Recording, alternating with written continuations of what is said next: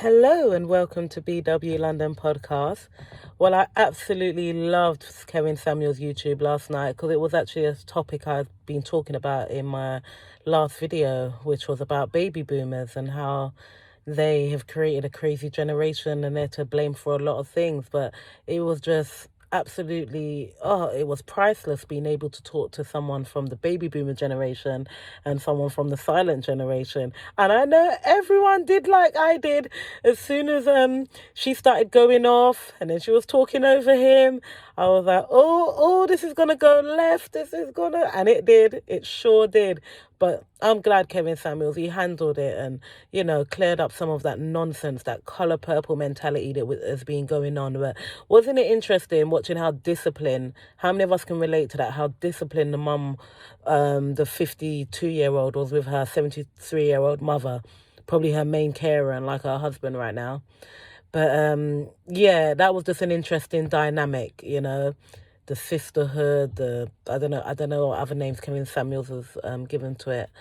But yeah, that dynamic right there. They rule. Nothing they say is wrong, in it. The older mum generation.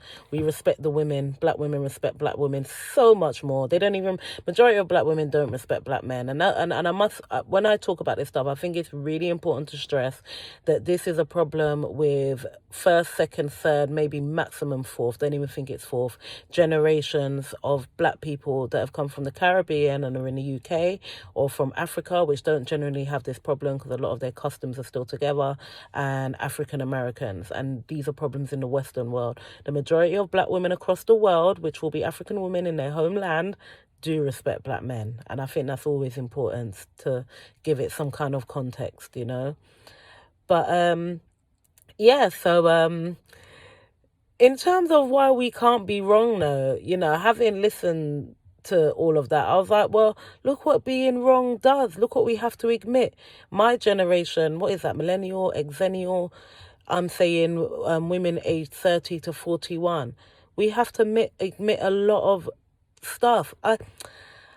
So at my son's football, there's a mum and she's like recently got promoted and she's in really good spirits, really good job. And, she was really excited for all of a day. But when I saw her the following week, her back was out, her hair's getting thin. And, she was more constant complaining or talking, not even really complaining, but talking about that kind of stuff. And then I tried to help her with her chair and she just wouldn't let me. And I said to her, that's what's wrong with us black women. She's a biracial woman. I said, that's what's wrong with us black women. We won't let people help. And she just didn't see my point, insisted with her bruck up back. She's on big time meds, insisted on doing her chair herself. I thought it was just so unfeminine. I was on at work recently and I met this lady and she just oozed with elegance. And just like Kevin Samuel said in his video, maybe the one before this on either Insta or YouTube, I held the door open for her. I took bags from her. She was I didn't even know what was making me behave that way. But that is the power of femininity. It really is. Half of us don't know nothing about that. And this woman don't know nothing about that. And yeah, you're really happy you've got this job and you're making all this money. So what? So what? Okay, your only child might have a better lifestyle for it. Let's hope he's got good character because none of the money even matters then. And yeah, I just thought her physicality's out. She doesn't look good. She's very overweight. And it's just sad. That's what we would have to admit. Do you understand that we've worked this hard, worked our asses off to then realize most of our value is in our femininity and in our beauty. Most of us are average. We're not all just these queens. And so it's a lot to admit. This weight thing. Kevin Samuels had that woman on his video twice and I got in my feelings a bit. I took a screenshot. I was like, she literally is about 115 pounds. Like, how is this beauty? But I thought, do you know what? I've noticed a lot of things with black women, a lot of over hair growth, facial hair, and little things that a lot of black women tend to have. And I know this is a result of weight. Like if a man gets really big and he gets man boobs because he's tapped into his female hormones, and even if he gets slim, more than likely he'll need surgery to change that. And he changed that by becoming overweight. Like, overweight has affected us in more ways than we realize, you know? I was even watching some videos. They just came. I don't know. Not sure how I ended up watching those, but it was black men with their girlfriends. Oh, it was like the community of couples who do TikTok, some really ridiculous stuff. So I was watching it, criticizing it really. But I started to look at the men and women and the dynamics and the weight of the women and how much smaller they were than smaller they are than their men. Everyone was 120 to 130 pounds, and that's what I've always enjoyed when I've been 125 pounds myself. I like that I can be picked up. I like that you just naturally feel more feminine. But yeah, and I think about conversations I heard over the years that used to make me angry. One where I listened to two black men talking about how, oh, I don't know what it is, but white girls, they just seem so much cuter and blah, blah, blah. And I was just, I was so in my feelings. But they were just they were talking about weight. It's not even a colour issue. Of course, there is colorism and people have still got these mentalities. But overall, beauty is beauty as women, as long as you're it's a fact. And as someone who has fluctuated so many times in my life, listen, I know based on what weight I am, what kind of treatment I'm going to get in a supermarket. When I put on just an extra few pounds, that treatment goes down. I used to more rebel against that attitude, but now I'm like, it is what it is. We've got double standards as men and women in different places, So yeah, for baby boomers aged between, not baby boomers, sorry, the ex-zennials, millennials, the ones that are 30 to 41, for that age group, this is a hard thing to admit because the men around us who are 30 to 41, they do look really happy and at peace and they're living their best years. They're coming into their own and they can go check a bag of younger women and there's going to be less guilt around that because I do feel like the sisterhood has been guilting men about, black men especially, about that for a long time. And, times are changing. For the generation above that, which would be the baby boomers, they would have to admit that, they still at least had a lot more femininity within their generation because they still got married, but they got married often 2, 3, 4 times. It was very popular among the baby boomer generation. They were also the promoters of the feminist movement. They were also the ones that looked down on their parents. They looked down on their parents for being stay-at-homes. And, they were all about the college and they often got educated quite late in life, but all of their kids were pushed to just go through the whole full system. The system that just puts you in debt. Yeah, the debt system. Most people that went college and university, because the brackets of what people actually earn, you've got a silly percentage of people that are still paying off debt in their 50s. It's crazy. But so yeah, they would have to admit that. Good luck with that. I'm not sure about the generation above that, the silent generation. I mean, I feel like the men have something to answer for because there are rules. There are rules to this. There are rules to if you're going to be exercising your options. And those men failed.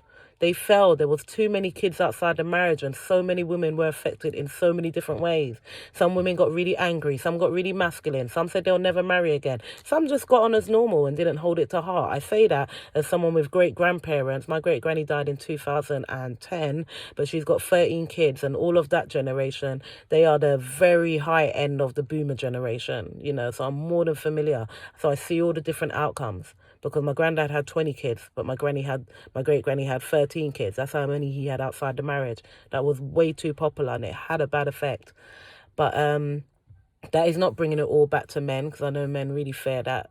But I'm not really about the who's to blame more of just let's work it out and everyone take accountability where needed. Women have got the products of young people is all from women's schooling. What we see from young people right now is everything that their generation gave to us. The men that we complain about, we created, literally women. So yeah, there's that. What else? So back to my generation, the 30 to 41s, we would also have to admit that we don't want a man, we need a man. I realise when they call Kevin Samuels, a lot of them still don't know that it's a need and not a want. That's why they talk about, what do they often mention? I just want a companion and a partner. They just don't get it. I mean, the need to feel safe is real. Why am I always thinking, I wish I lived in America, I could have a gun. Because I live in a house, it's got a ground floor. I often don't feel safe when I'm in one or the other. And I'm just like, if I had a gun, I feel so much safer. No, that's a man. That's a need for a man. Safety, security. He'll die for you. What else would we have to admit? we would also have to admit the need for guidance and discipline. Now, that's not one that most black women are going to feel because they don't respect their men. They don't believe that their men can bring them that guidance. And yeah, the ones that normally choose you, perhaps, or the ones that you've been selecting, yeah, possibly can't. And that's because you're, women, I want somebody who's quite free and creative and open and da da da da. No discipline and craziness, I'm spiritual rather than, following an actual Christian theme and so on. So, although most women don't know it, but that would be something you'd have to admit once self-awareness kicks in.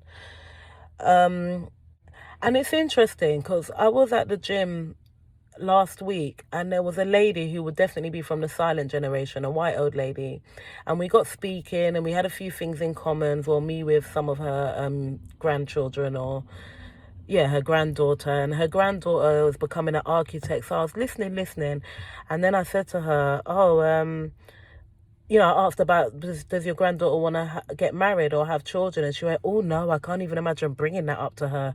And she went along that line. And I really, really wanted to say, don't you think it's fair that you remind her that she has a limited womb time and so on? But we didn't get that far. We was in the sauna and then I had to walk out. But maybe it was a good thing. Maybe that was a godsend. Maybe that conversation wasn't meant to happen. But I really wanted to have that conversation with her. But so yeah, so that last night's Kevin Samuels was really close to my home, close to my heart, close to my heart right now, because that is what I've been thinking about. I've been thinking about the generations before and where did it all go wrong and what is the actual reason. The big one that I still haven't answered is that thing that black women chose to not respect, to not team up with their men and stay in the government system and let the government be their man. I don't fully understand that.